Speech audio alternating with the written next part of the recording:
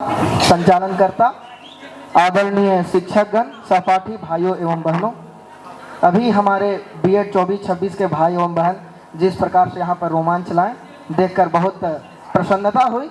हम आशा करते हैं कि अब थोड़ा हमारी गंभीर बातों को भी आप लोग ध्यान से सुनने का प्रयत्न करेंगे।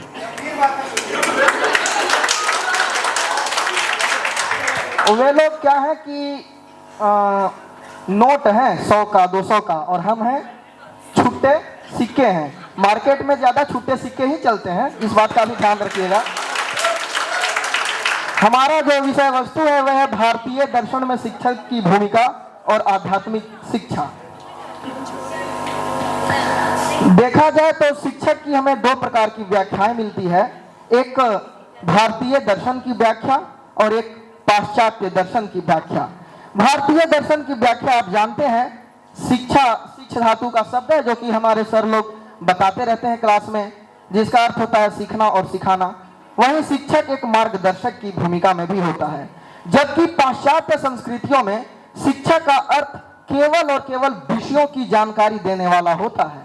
और जब विदेशी आक्रमणकारी मुख्यतः अंग्रेजों का प्रभाव हम पर पड़ा तो हमने अपने प्राचीन शिक्षक को उनके टीचर या प्रोफेसर से जोड़ दिया और आधुनिक भारत में जितने भी शिक्षक हैं वे अंग्रेजी प्रभाव वाले टीचर या प्रोफेसर ही हैं। शिक्षक प्रायः ये समझिए, किंतु जब हम लोग जो हैं वो है गुरु शिष्य परंपरा वाले लोग, तो हमने इस शब्द की भी बड़ी उत्तम व्याख्या कर डाली। हमारे दर्शन के विद्वानों के द्वारा किसी ने शिक्षक को ज्ञान का हस्तांतरण करने वाला कहा तो किसी ने कहा शिक्षक मोमबत्ती के समान होता है जो स्वयं जलकर दूसरों को प्रकाशित करता है। ज्ञान का हस्तांतरण जिस माध्यम से भी हो वह माध्यम ही शिक्षक हो जाता है, और वह माध्यम कुछ भी हो सकता है, पेड़ पौधे, पशु पक्षी, झरना, तालाब इत्यादि इत्यादि कुछ भी हो सकता है।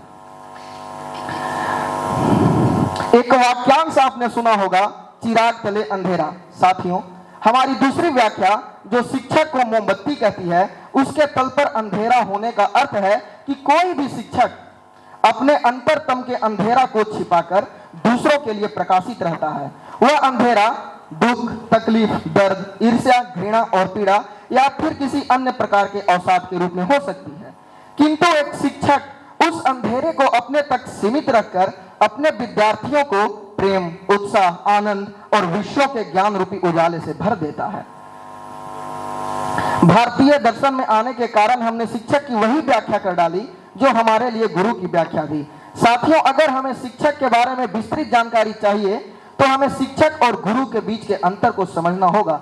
जैसा कि मैंने आपको प्रारंभ में ही बताया कि शिक्षक एक मार्गदर्शक होता है जो आपको बस मार्ग पर चलने की दिशा दिखाता है, और उस मार्ग पर चलना है, कैसे चलना है, क्या करना है, नहीं चलना है, ये पूरा का पूरा निर्णय आपके व्यक्तिगत निर्णय होता है।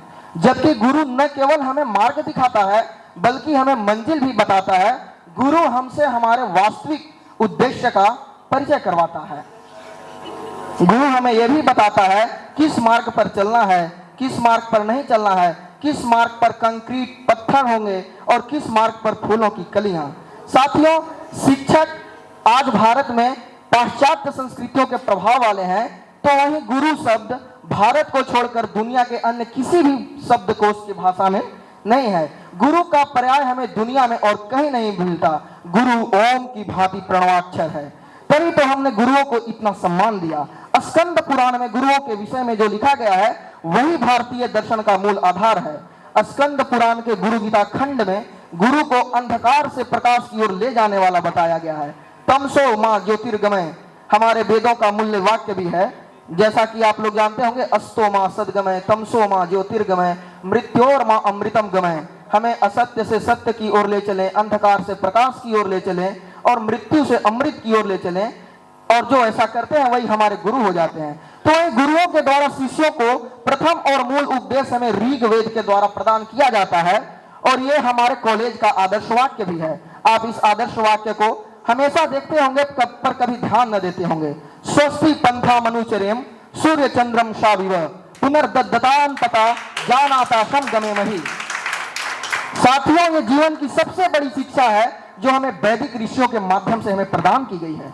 इसका अर्थ है हम कल्याणकारी मार्ग पर चलें। और किनके भांति चलना है? जिस प्रकार सूर्य और चंद्रमा अपना नियत और सतत प्रकाश की उष्मा और शीतलता सभी प्राणियों को बिना किसी भेद के प्रदान करते हैं। साथियों, विषयों का ज्ञान देने वाले के माध्यम से दुनिया में अंधकार फैलेगा जब तक उसके अंतरतम में विषयों के प्रयोग के बारे में न बताया जाए। हाल ही में आपने देखा होगा दिल्ली बम ब्लास्ट, जिसमें उच्च कोटि के शिक्षाविद शामिल थे। वे एमबीबीएस थे, यानी हम कह सकते हैं कि उन्हें एक उच्च कोटि के शिक्षक द्वारा शिक्षित किया गया था तथा वे खुद भी एक बेहतरीन शिक्षक थे, किंतु उनके जीवन में गुरु का स्थान दूर दूर तक नहीं था, क्योंकि गुरु का शाब्दिक अर्थ होता है, और ये भी स्कंद पुराण के द्वारा ही निहित है। गु शब्द का अर्थ होता है अंधकार और रू का अर्थ होता है नाश करने वाला। इस प्रकार अज्ञान रूपी अंधकार को नाश करने वाला गुरु कहलाता है। साथियों, उनके जीवन में गुरु नहीं थे और शिक्षक थे, इसलिए उन्हें प्रकाश के साथ साथ अंधकार भी मिला, और वे उस अंधकार से खुद भी ग्रसित हुए और दुनिया को भी ग्रसित करने का प्रयत्न किया। उन्हें केवल विषयों का ज्ञान न देकर बल्कि सूर्य चंद्र की भांति कल्याणकारी मार्ग पर चलने की शिक्षा दी गई होती तो वे मानव जाति के लिए उच्च आदर्श स्थापित करते। हमने गुरुओं के द्वारा विषयों में लिप्त नहीं बल्कि विषयों को त्याज्य करने का मार्ग बताया गया है। जब महाराजा जनक से भगवान अष्टावक्र ने पूछा, कथम ज्ञानम वापनोति, कथम मुक्तिर भविष्यति, वैराग्यम च कथम प्राप्तम, एतद ब्रूहि मम प्रभु। देखिए, पूछने को महाराज जनक ये भी पूछ सकते थे, प्रभु मुझे बताइए आकाश में तारे क्यों टिमटिमाते हैं, लकड़ी पानी पर डालने पर टेढ़ी क्यों दिखाई देती है, सूर्य ग्रहण कैसे लगता है, विद्युत ऊर्जा का निर्माण कैसे होता है, या फिर हम लोग यहाँ बीएड कर रहे हैं, वे पूछते हैं कि बच्चों के संज्ञानात्मक विकास से आप क्या समझते हैं, अपने भाषा में समझाइए। लेकिन उन्होंने जो पूछा वो भारतीय दर्शन का मूल आधार है। उन्होंने ज्ञान, वैराग्य और मुक्ति के विषय में पूछा। यहाँ हमें बच्चों की रुचियों के आधार पर भी ध्यान देना होगा। आजकल तो प्राय योग, ध्यान, वैराग्य, समाधि आदि प्रकार की रुचियां समाप्त हो गई।